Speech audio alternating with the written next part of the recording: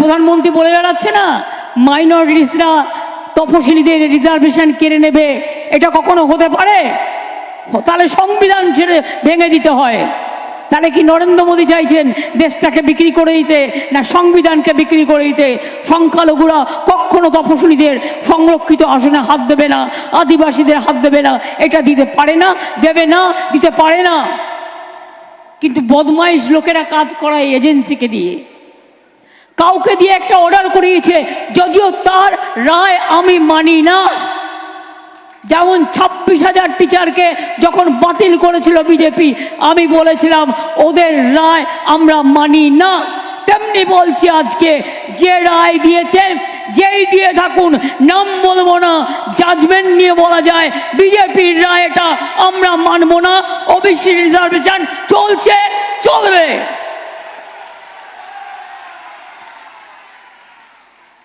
সাহস কত বড়! কোর্টে কখনো ভাগাভাগি হয় না, দেশে কখনো ভাগাভাগি হয় না, এটা কলঙ্কিত অধ্যায়। কেউ বলতে পারে আমি হিন্দুকে বাদ দিলাম, মুসলমানকে রাখলাম। কেউ বলতে পারে আমি মুসলিমকে বাদ দিলাম, হিন্দুকে রাখলাম। আরে এরা জানে হিন্দু বলতে ওখানে কারা আছে?